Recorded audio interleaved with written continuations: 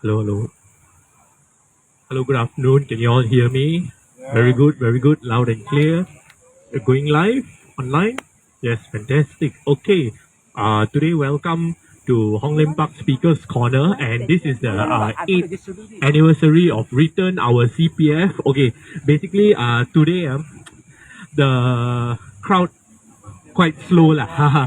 Look at the rain. Last week was very hot when we did the protest against the presence of the ex-Sri Lankan president Gotabaya Rajapaksa. This week is the 8th anniversary. We are celebrating of Return Our CPF, and of course, CPF is Return Our CPF event is very synonymous with none other than Han Hui Hui, who is actually the organizer today, but she's not here yet. So, one good thing is, if you like pan around, there's a videographer. You can pan around and see that at least better than one person lah today. Yeah.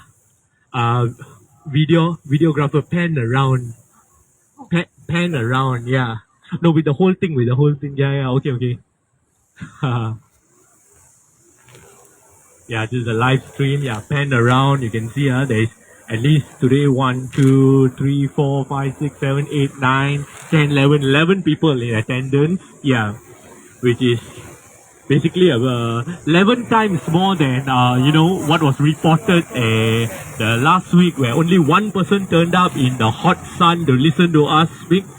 Okay, without much to do, I can see at the background got grass cutters. I hope you guys at home can still hear the live stream behind the sound of the grass cutters. They also come around this time. I thought I booked the park around this time. Okay, maybe come and sabo lah, so that people at home cannot hear and all. Okay, so Return Our CPF. When Return Our CPF protest started in year 2014, same place here, it was somewhere around June. The CPF minimum sum was about 155 over 1,000. But presently in year 2022, which is here and now, 8 years away from the first CPF protest, they have made some changes. Like there is a basic retirement scheme plan, a full retirement scheme plan, and an enhanced retirement scheme plan. But that being said, comparing apples to apples,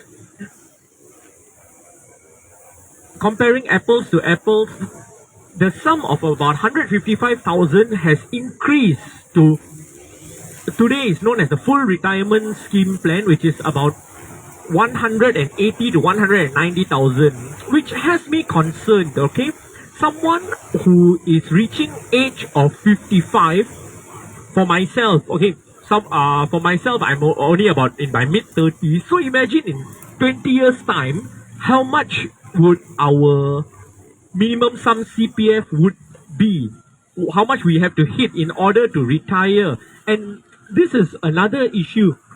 Together with employers' contribution, the Ministry of Manpower has came up with a median sum of about $4,600, inclusive of employer CPF. Half of Singaporeans earn lesser than 4,600 and below. So this is the 1.17 factor lah, which is one factor is actually your full pay plus your CPF contribution, and the 0.17 factor is 0.17 factor is your employer CPF. So if you see, half of Singaporeans, the take home pay is about 3,200 or lesser. Your take home pay, and you factor when you factor 4,600 down, and you get about 3,200 gross. You get about 4,000 over dollars, which is the gross, and 3,200, which is the take home pay. So I see some comments online stating that you could use cash to pay for your public housing. But however, how many people have enough adequate cash to pay for public housing without using CPF? And the problem seems to be like this right now. When you use your CPF to pay for your public housing, you cannot retire. The problem gets kicked down the can, and it's much later where you're solving it. But however, when the you are using your if you don't use your CPF and you use cash, with the rising price of food, rising price of transport, with water and electricity, how are you supposed to pay for public housing? And it's easy to keep raising the minimum retirement amount for CPF, and to say on paper, oh, by this year, how much inflation, by this year, by when the future generations hit 55, how much you need to have before you are able to retire, and CPF is able to release you your monthly payouts. But reality, right, strikes, okay? The real issue is, how are we going to afford to retire or be able to hit the CPF minimum sum when HDB prices, which is public housing, not luxury properties, not condo, not landed house, the basic necessity of housing keeps on rising year after year. I did a research on my page. One of my previous posts I have posted, the average HDB price, which is on the resale market listed, the listing, right, is about 500 over K. So after, let's say you pay 500 over K, and for about a good 20 years, including of HDB's interest rate of 2.6% per annum. 2.6% per annum, you're paying for about 20 over years, or some even 25 years. A sum of for about 500 over K. Let's say you out of 500 over K, your down payment about 100K. So for about 400 over K, you are paying. How many people, after paying this 400 over K, at the age of 55, still can hit about 200K, and going in future you might have to hit like about 210K, 220K. So this is the issue of retirement inadequacy, which is a concern right now. The problem seems to be like the expenses for here and now against the expenses for the future of being able to retire in Singapore. And at the end of 99 years, the HDB goes up in smoke. The government has a couple of times kept on repeating, ever since Minister Lawrence Wong kept on repeating that the price of HDB at the end of 99 years, the government will take back your HDB despite all you have paid for. So a lot of people ask me, hey, I keep on bringing up this issue, how to solve the issue of HDB prices keep on going up. Okay, one good idea would be to reduce the land costs. Right now, SLA is government, HDB is also government. It's like a government body charging another government body for land costs. So if people are paying land costs, which is already factored into our HDB flats prices, why at the end of 99 years we are not why at the end of 99 years we are not being paid back for the land costs? Yeah, this is what I would like to question upon. And how do we retire in Singapore, and what are the job opportunities going forward? Like we see today, right, a good sum of people who are the unemployed. Of course, people keep saying the Ministry of Manpower keeps releasing the unemployment rate, which is always lower than 3%. But in absolute numbers, because our population has been ever rising, 3%, it seems to be about a good 60 to 70 to 80,000 people are unemployed. This is just the unemployed. How do we address issue of underemployment, which is also tied in with unemployment? Okay, underemployment means between 1 and 0, right? You are classified as employed by the Ministry of Manpower's definition. What qualifies you as employed is minimum you work 1 week, 1 hour a week, and you are employed. That means even if you work part-time for a pay of about $7 or $8 a week, just 1 hour a week and you are employed. So there's an issue of underemployment. And how do we afford with this employment and jobs issue? How do we afford to pay into our CPF? How do we afford living costs, which is you see, food prices are going up, and of course they are blaming the Russian-Ukrainian war for that. But end of the day, I see it, despite the Russian-Ukrainian war or not, our prices were beginning to, it already started on a high due to the excessive rentier culture in Singapore, and each time the product or goods change hands, right, everyone has to cover for their own rental and overheads, like for example the warehouse to the shops to the wholesaler to the supplier, the entire chain. So the cost of transport and the cost of real estate. So real estate, right, cannot be at a high or a speculative investment, especially when real estate concerning public living. I mean, all of us need a house to stay. It is not a luxury, alright? It is actually a basic necessity of, like, after food, after water, you need housing, and you need a house to, you need a roof over our head. So by using your retirement funds for future, which is the CPF, which you're supposed to save up for, be it you retire at 55, 65 or 70 or onwards, right? If you use that to pay for the ever rising public housing, and God forbid, okay, along the way, let's say you're healthy is one thing. If you are not healthy, the component of MediSave and MediShield and MediSave Life also eats into the CPF, which is used to pay for your healthcare issue. So in Singapore, these three components, right, makes it almost impossible for about half or more of Singaporeans, especially around my age or even younger or maybe even slightly older, to retire, which is the cost of public housing, cost of living with our basic necessities such as food, water, electricity, transport, which is ever rising.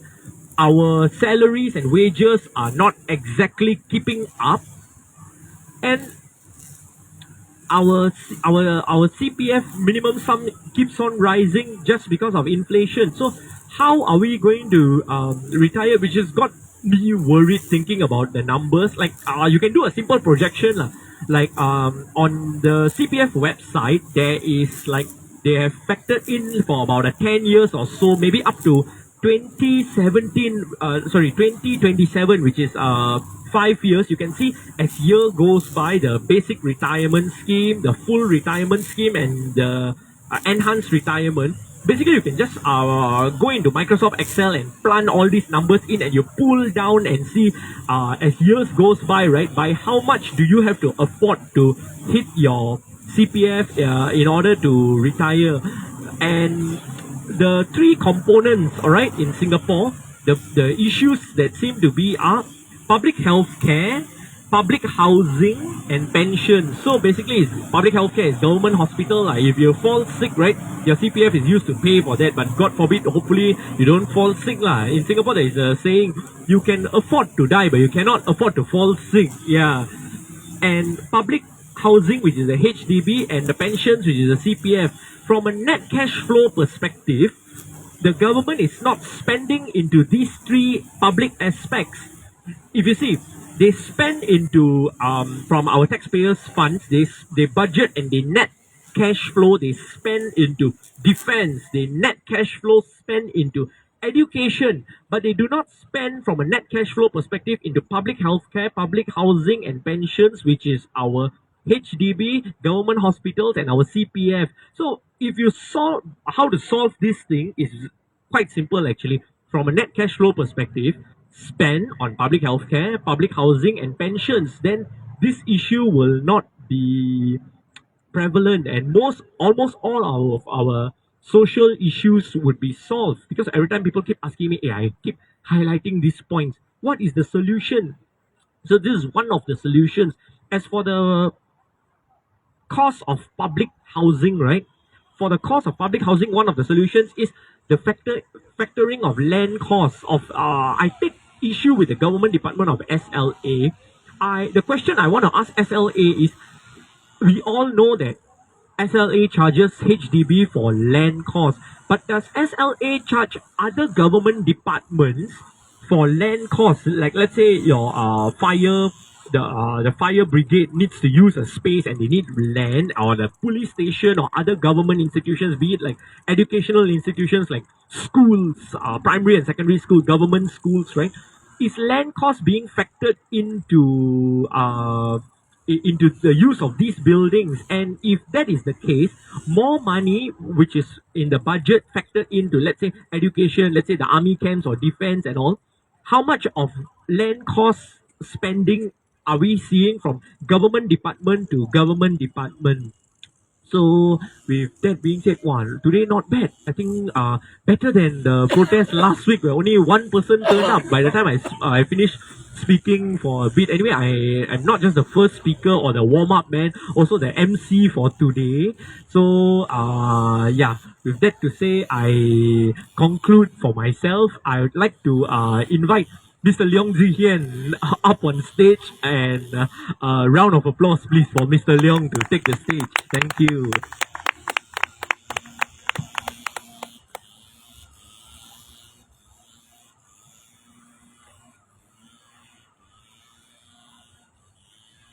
Today is the 8th anniversary of the Return Our CPF protest in 2014, 8 years ago. Two persons after that protest were charged with conducting an illegal protest at Speaker's Corner, Hong Lim Park. Another four persons, making a total of 6, were charged with being a public nuisance, and the highest fine paid was by Han Hui Hui. She was fined $3,100. The other person who was charged with conducting an illegal protest was Roy Neng, and the other 4 persons who were charged with being a public nuisance, Janet Low, Ivan Koh, Goh Ek Huat, and Chua Siu Ling. About 10 over of the attendees were called to the police station to be interviewed to assist with the investigations. I understand about a dozen of them were issued with letters of warning. 阿公啊，为什么你不透明？你叫我们每个月给钱给你，你拿去投资，回报率多少？为什么没有跟我们讲？阿公，为什么不透明？你每年给我们的利息，跟你拿我们的钱拿到的回报率分别是多少？为什么没有跟我们讲？为什么没有透明？ We now have about $400 billion in CPF. We don't know what is the weighted average interest rate that CPF is paying on all the different CPF accounts. Because you have ordinary account, 2.5%, special account, Medisave account, retirement account, 4%, extra 1% on the first 60,000. After you are 55 years old, another extra 1% on the first 30,000. But if you add everything together, what is the weighted average interest that we are getting on our CPF? We don't know. But we estimate that it's probably around 3.6%. So the obvious question is, you take $400 billion and then you invest, and if you pay us an average of 3.6%, what is the difference? What is the return that is being derived from investing our CPF? I remember when I started work in 1972, the CPF interest rate was like 6 or 6.5%, and now in the ordinary account, you're only getting 2.5%. Actually, from my research, we probably have the lowest interest of all national pension funds in the world since 1999, 23 years ago, at 2.6% in the ordinary account. So back to the $64,000 question.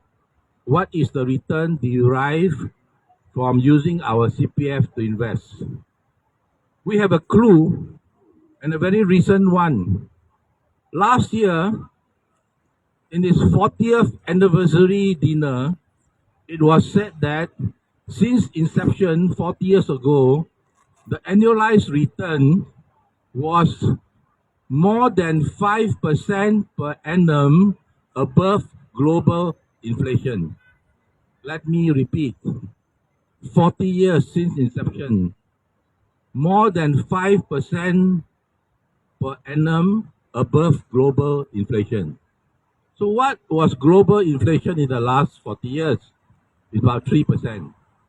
You add the 5 plus the global inflation, you get about over 8%. But there is a problem. When I read what was being said, it doesn't say whether it's in US dollars or it's in Sing dollars. And uh, the last report, I believe, was in US dollars. Or in recent years, most of the reports are in US dollars. So let's give it the benefit of the doubt. If it's US dollar at 8+% nominal return, then the Sing dollar return is about 6%. Because the US dollar 40 years ago was about $2.15 or something, 2.15 Sing dollar to one US dollar, and last year is about 1.35. So the US dollar has fallen by about 30%. If you adjust for that, the return becomes about 6% instead of 8%. So earlier you heard me say that we estimate the weighted average return on our CPF interest paid to us is about 3.6%. So if the return derived is say 6 minus 3.6, you get 2.4% per annum. Now we have more than $400 billion in the CPF. How much is the difference of 2.4% on 400 billion? That's about $10 billion. So in a sense, every year, you have lost about $10 billion. Now imagine if we are like most other countries, the return is returned to the people from pension funds, or very little of the returns are kept, then practically every Singaporean may have a few $100,000 more in their CPF. So in a sense, my friends always joke, maybe this is the mother of all our problems.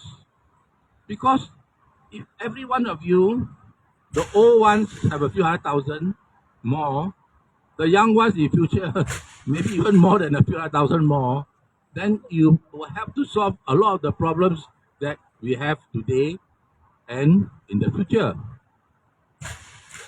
Now the problem is further exacerbated by for decades of what we call asset enhancement.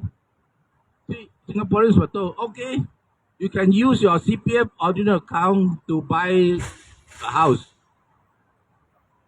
And they keep telling you it's asset enhancement. This one good investment, the value will go up. And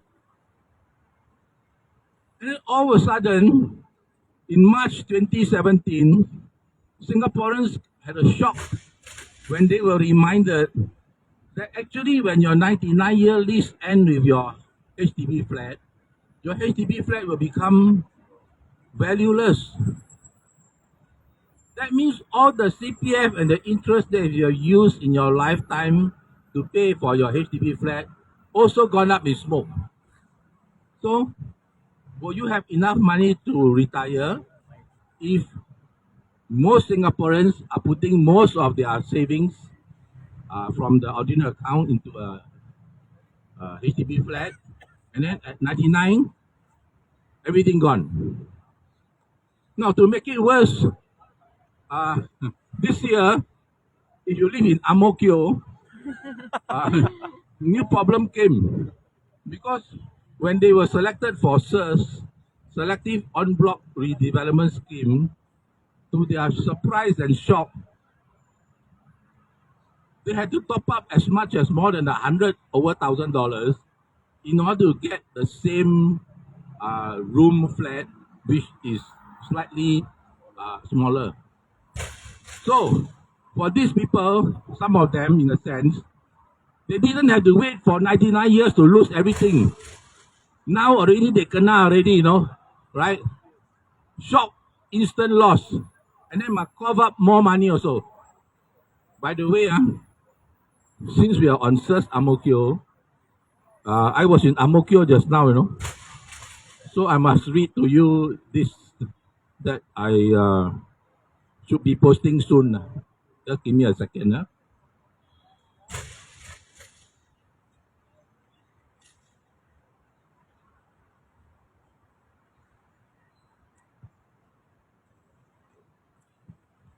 From the grapevine, of course, the grapevine is in Amokyo, Avenue 10, the 4 blocks that are affected by this SIRS.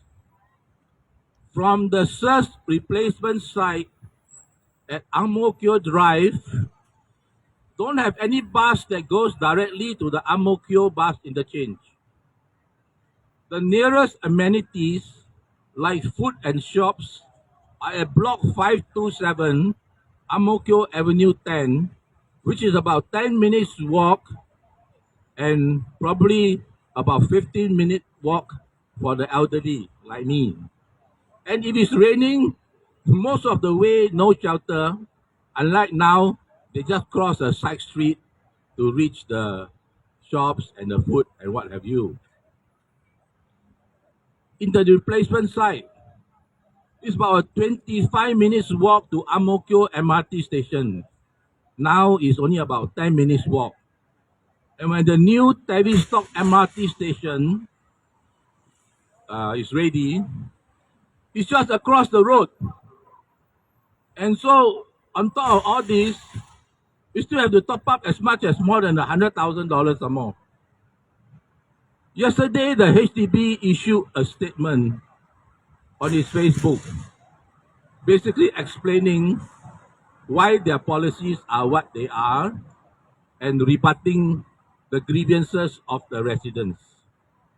Before the HDB issued their latest statement yesterday, did anyone bother to go there to try to find out more about why most of the residents may not be happy?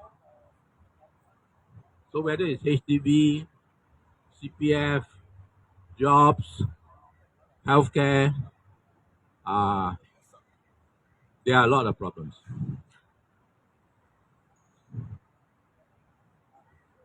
You end up with very likely very little CPF. And let me give you another startling statistic. There are slightly more than 4 million CPF account holders, of which about 40% are inactive CPF account holders. What are inactive CPF account holders? That means they are either self-employed or they never contributed to the CPF for the last 3 months. So they could be self-employed, they could be unemployed, they could be not working at all. But just ask yourself, what country's national pension scheme where 40% of all the people most likely don't have much money in their CPF to retire? And if you look at the numbers, every year they're very sad because every once in a while people will go to parliament and ask, oh, how many people can meet the full retirement sum? How many people can meet the basic retirement sum? By the way, the full retirement sum now is $190,000, I believe. So when you hear statements like, oh, actually, it's not so bad, more than half the people can meet. But you must read exactly what is the meaning of half the people can meet. Half of the active CPF members can meet the basic retirement sum. If you take away the inactive CPF members, you take away your house that you have pledged. In any case, your house eventually becomes zero also, right? Then we estimate the percentage of people who actually meet the full retirement sum is probably only about 1/4 of the CPF members when they reach the age of 55. You know, when I reached the age of 65, I received a very strange letter from the CPF board. It said something along the lines of, "Dear Mr. Leong, we have automatically delayed your payout every month from 65 to 70. But of course, the letter said, if you want it earlier, you can take it anytime. For persons who are younger than me, if you are born on 1st January 1958 and after, CPF Life is compulsory for you." And what I'm going to say next is arguably the most important part of my speech today. If CPF Life is compulsory for you, or because you take the lease buyback scheme HDB, like what they are now offering as an option to the Ang Mo Kio people, then CPF Life applies to you because you are born after 1st January 1958 or you are taking up the lease buyback scheme. So what is it that you must know?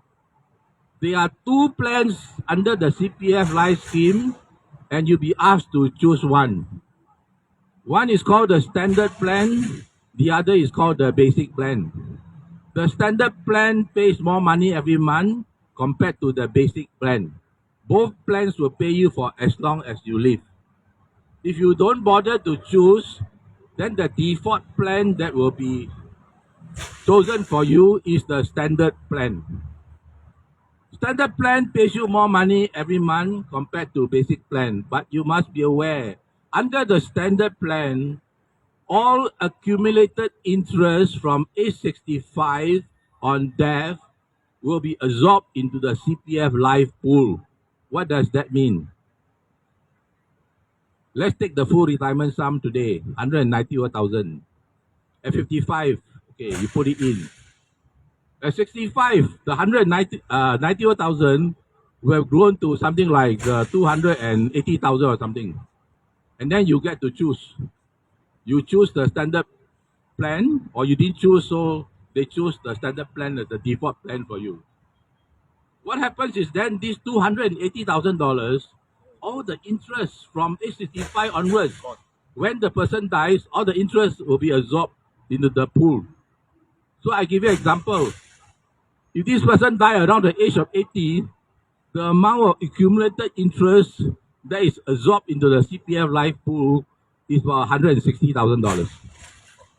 Had he chosen the basic plan, his nominee or nominees in the CPF would have gotten another 160,000 or more or less. Okay, so this one you must know so that you can make the right decision. Because if you don't know and you didn't choose and you end up with standard plan, or you choose and you also choose the standard plan, then one day when you die, you are in heaven, you'll be looking down and say, "Ayah, my poor widow or my poor young children, they could have gotten $160,000 more, but now they don't have it. I should have come to Hong Lim Park on the 23rd of July 2022. Then maybe I might have made a slightly different decision." You know, for more than, in fact, now almost 20 years, my volunteers and I, we've been doing financial counseling for what we call cash-strapped and debt-broke people, needy people. For about 10 years, every Tuesday morning, our volunteers we were the official assignee doing financial counseling for bankrupts. It's very sad that we have come across so many cases. The person died, and the CPF goes to typically his spouse. And because the spouse is also a bankrupt, it's all gone. So imagine, you have few hundred thousand in your CPF. Now CPF is protected from creditors. So when you become bankrupt, whatever, the creditor cannot touch your money. And when you are 55 and after, when you take out your CPF money, it's also protected from the creditors forever. So I have seen people, they take 1 million from the CPF after 55. The creditor come, the bank want to chase them. Sorry, this CPF money protected from you. They cannot do anything. Of course, I also see people don't know and then they give up the money also lah. So in life, the very important, you must know, right? Never put another person, your spouse or your children or whatever, your father, your mother, whatever. Don't ever put a person who is a bankrupt or who owe a lot of money, right, as your nominee in your CPF or the beneficiary in your life insurance policy, or as what you call your joint account holder in your bank account.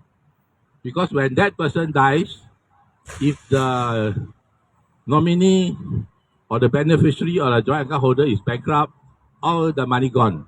Even the person is not bankrupt but owe a lot of money, eventually become bankrupt, also all the money gone. We have talked a bit about HDB. In financial counseling, we have met a lot of people who might say, if they can turn the clock back, they would not have done what they have done. You see a lot of people, when they owe a lot of money, they think about, maybe I should sell my HDB flat, then I can pay off some of the money, then I have money to survive, I can feed my children, blah, blah, blah. See, the problem is this. Your HDB flat is also protected from creditors. So if you are made a bankrupt, even you have a 1.4 million HDB flat, the one that was bought, just a few months ago, the creditor cannot touch your money because your HDB is protected from creditors. But if you sell your HDB flat before you are made bankrupt, because you need the money to survive, you want to pay your people your money, then when you are made bankrupt, whatever money you have left over from your HDB flat sale also gone. So sometimes in life, it's better not to know than to know, because very sad, right? Thank you. Thank you very much, Uncle Leong. A round of applause for Mr. Leong Zihian, who I fondly call him as Uncle Leong. Known him for about a good 10 odd years, 12 odd years, and also helping him with financial counseling. As you can see on Facebook, a couple of times we did crowdfunding. Actually, we saw this cash trap and dead broke Singaporeans together. Yeah. So mainly people who are down and out, who are cash strapped, who are dead broke, right? There are several avenues, such as to go to see their MPs, go to see the social service office, the SSO, they call it, the Social Security Social Service Office, part of the Ministry of Social Issue, MSF. So we direct them in the to seek help accordingly. However, if all ends fail, right, we will appeal to the public to fund them directly. That means we are not going through any charity or not going through us, but we are the ones who learn their story right up. And as what Uncle Leong has brought up, a lot is better to know than not to know. If you don't know, then you get yourself into a lot of trouble. So with this, I'd like to take a moment to thank, normally you see people like Uncle Leong or myself in the front, but thank the people such as Mr. Sid here, who is talking to people and passing flyers, as well as where is Annie? Yeah, Annie here with the box. Yeah, Annie will be going around to collect any funds that you want to support us. Like, if you're supportive of us, you can contribute any sum to us, any amount, open amount. So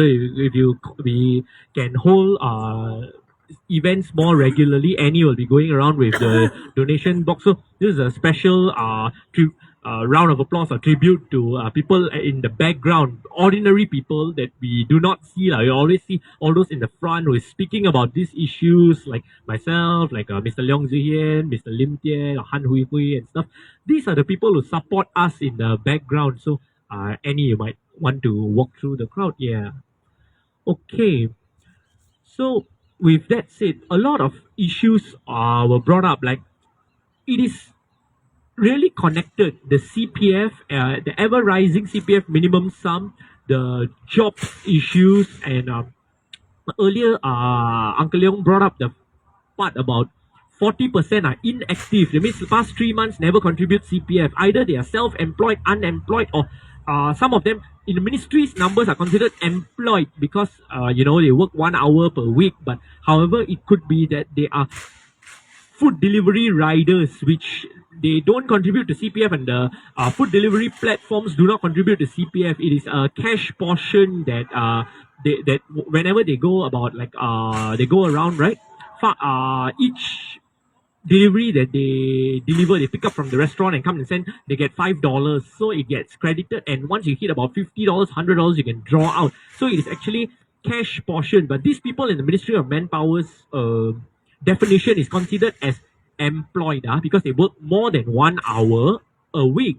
But that being said, in CPF, Uncle Leong has already brought up about 40% of people, CPF account holders are inactive. So inactive can be retiree or unemployed or basically self-employed.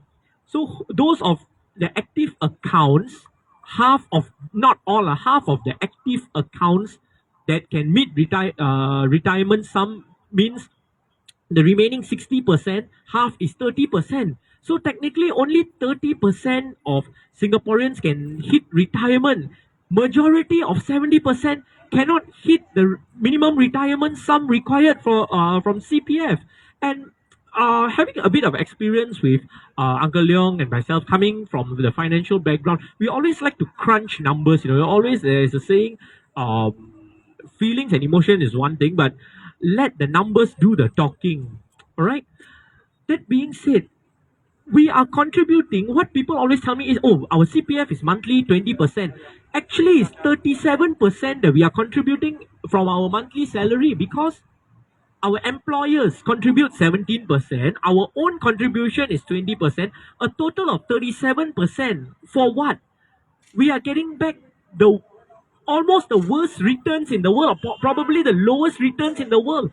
Our ordinary account pays 2.5%. That means we are seriously, uniquely Singapore. We put in the highest into our pension funds at 37%. All right. Just to get back annually 2.5% interest ever since the 1990s, where the interest rates were adjusted, and of course public housing, the HDB rate is 0.1% above that, which is 2.6% you're paying for the HDB flat. So we are not looking at luxuries to eat at like fine dining restaurant or luxury condos or landed property. Public housing is getting unaffordable. The vicious cycle is, of course, the land cost being factored into the HDB. The price of new HDB or public housing is packed onto the existing market pricing. That means as the resale flats keep going up, the new flats are going to be packed and maybe discounted a bit. So, and the resale flats in turn, when the new flats come, it's a cyclical cycle. As in, when the new flats come, people are expecting that to sell higher than what they got. At the end of the day, with flats going in, like this year there was about close to 20 over flats, 1 million or above being transacted in the resale market for public housing, not even condominiums, not even private properties or landed houses. How are we going to afford a roof over our head for future generations? The idea of asset enhancement via HDB, and you're using your retirement funds of CPF to pay towards this so-called inverted commas asset enhancement, 30 years down the road, when they first started in the 1990s to present day in about 2022, about a good 30 years down the road, this has proven to be disastrous. It is not just in our generation, but imagine with the generations to come, our children and our children's children. So these are like the thoughtful things that we have to be thinking about, not just wow, sell my flat can earn money, especially like whoever sold for about 1 million, you sell it for 1.4 million, fantastic. But okay, what comes next? You needed to buy another house to stay, right? So you might have made some profits, but you have to buy another house at an expensive price, like equal or even higher, or if you're lucky, you get it lower and you got some cash in hand. But societally, what happens to society when 80 to 85% are living in public housing? And this is like, don't mind my language, this is really a ticking time bomb, or a bomb with a littered fuse already. It's just a matter of when it will blow up. Especially the Ang Mo Kio SIRS is not even 99 years, it's about 40 to 50 years, halfway through, and they already lost money. They got to, in fact, top up money for a new flat. Never before in SIRS. In SIRS, always, right, people got a higher compensation for a discounted price of a new flat. However, this is the first SIRS that people are getting a lower compensation and they have to top up for a new flat, which is ridiculous. And if this is the situation that we are going forward, and there is already speculation, there is after SIRS is going to be like only 5% of flats out of 100 percent is eligible for SIRS. There is going to be something called VERS, which we've never had yet, voluntary en bloc scheme. So there's already speculation that VERS, the pricing you're going to get is not as good as SIRS, or going to be worse than SIRS. So imagine going down the road about a good 10, 20 or 30 years when there is no SIRS or limited SIRS, or you are up to the new scheme of VERS hits you and your public housing. How are you going to afford the next roof over your head? These are the hard facts and the questions that we all should be asking ourselves. Okay, with that being said, I think only yes, Uncle Leong, come here. Sup? Oh, okay. Wow, there's a message that came in from Han Hui Hui. She's not feeling well. She cannot come today, and of course, wish her all the best. She is due for her giving birth to another kid on the way, with 2 kids as well. So all the best to her. She's unable to make it today. She's down with a cough, and of course, our well wishes to my good friend Dr. Michael Fang, who is also ill and has been sick and has been in and out of hospital a couple of times due to shortness of breath. That's what he claimed, and we're not really sure what happened to him, but all the best. So that being said, we are short of speakers, but yeah, I have written a book called my name, Prabhu Ramachandran, addresses real issues in Singapore, reclaiming our country, our dignity, and our future. Of course, with special inputs from global university professors, and of course Dr. Michael Fang, Uncle Leong Ji Hien, Siva Kumaran Salapa, Joseph Nader, and a few others who online writers. So basically approach me to get a copy. Yeah, I am selling this at open price. Any amount that you want to spare, you can get this book from me lah. Because the reason why I put it at an open price is people who want to support can pay a higher amount. People who cannot afford, right? So even a token sum is acceptable.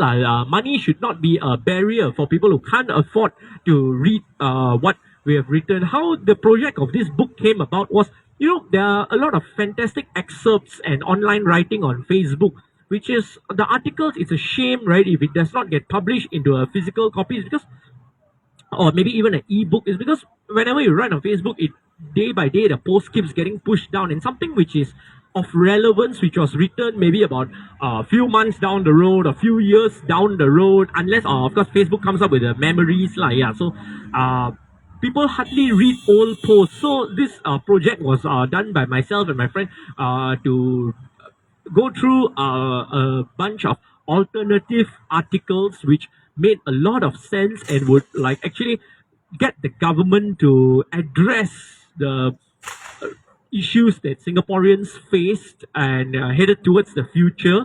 So feel free to come and approach me for a copy lah. I've only got about I think 10 or less copies lah right now. I see I might have been short if everyone wants today because only about a good 20 odd people. So I will end my event for today and you can watch it on live stream and this is already on Facebook Live. I will eventually reformat the video and upload it into my YouTube channel as well. So like, share, subscribe, comment, and make sure that this message, right, reaches masses of Singaporeans that are affected by public healthcare, public housing policies, and pension policies, and jobs and stuff like that. I am not disheartened with the low turnout or no turnout. As I always say, it's something starts with one person and goes on to be two-person and then four or and on. Is similar to COVID lah. First in the world someone got it and then there is a transmission vector of about 2.23%. That means one person, right, transmits it to either 2 or 3%, and then it goes on and on. So similar to COVID, we just pass on this message with regards to CPF, public housing, HDB, and pensions and stuff. And of course, for those who have interested to read my book, read and pass on the information to your family, your friends, your fellow Singaporeans, your colleagues, your neighbors. All right, I'll end my event. Thank you very much.